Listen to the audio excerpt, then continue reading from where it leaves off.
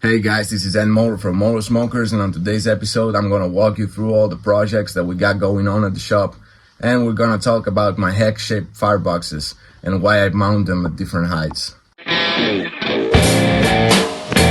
Welcome to Building Smokers in Europe, a series where I take you with me on the journey of building my brand, Moller Smokers, from the ground up. Step behind the scenes as I design, build, and refine the most authentic Texas-style barbecue pits in Europe. This is my daily life at the shop, unfiltered. Alright guys, episode 23. This swivel grill from the last episode is done now. We've got the rooster and this floor for the fire to lift it up because the fire pit is too deep for what she wants to do. And Eloy and me have been very busy this week. Have a bunch of material cut up here. We have to do some doors, some structural stuff. We got a big structural job here and all this material to go. So I don't know how much I will be able to do on the smoker, but right now I've welded the collector and I've tacked it in place. So let's weld this out. Alright guys, the collector's welded to the body and I just finished welding the Hex Firebox.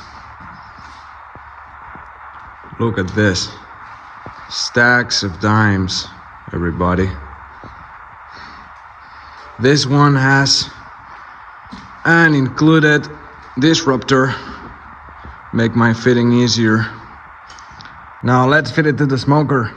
Alright guys, let's talk about why I make my fireboxes in a hex shape and why I mount them the way I do.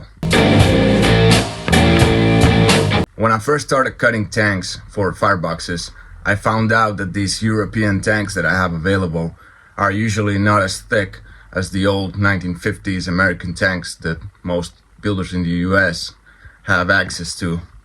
So I had to find a solution because, you know, if there's one place where steel thickness really matters in a smoker, it's the fireboxes. These tanks I have are usually about 4 or 5 millimeters thick, which is closer to 3/16, which is fine for a cook chamber, but really not enough for a firebox where you really need at least the 1/4 inch for it to hold up through the years. So I had to find a solution. I had seen a lot of people do square fireboxes, but they're really heavy. They have a lot of extra material you really don't need. And you still have to do something with the bottom, a V-shape or something, to have the logs sit in the same position that they would on a round firebox. I've also seen people do octagons, but that has really become the trademark of a very well-known builder. I'm talking about TMG pits. So I didn't want to do that. So I thought about the hex.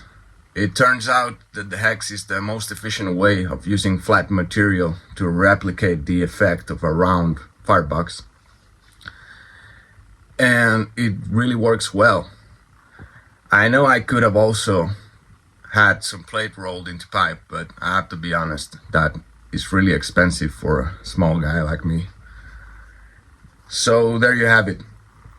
The Hex Firebox was born out of necessity and it has become my trademark. Alright guys, the firebox is fitted. It's a low rider because the higher you go when mounting the firebox, the more efficient the pit will be. And being so small, I don't want it to run too hot. Now let's talk about firebox height. You have probably seen me mount fireboxes at different heights respect to the cook chamber, and that has a significant effect on the draw and efficiency of the smoker. The higher you go, the slower the draw, but the more efficient the smoker will be. So it's a great alternative to insulating your firebox, and I like to do that on bigger pits, but not on the really small ones, because you know, these small backyard offsets tend to run really hot. So in that case, I want to mount the firebox as low as possible. All right, guys, it's Saturday morning. The swivel grill is installed. Works fine. Easy to move. Same for the rooster arm. And got your charcoal base there. Pretty nice for a quick build. I have prepped the hinge for the door, the hinge for the folding stack. I've cut the stack to size, but I guess we'll have to finish it next week. And that's it for today, guys. You know the drill. If you like this kind of content, subscribe, leave a comment, or ask any questions you want. I'll see you in the next one.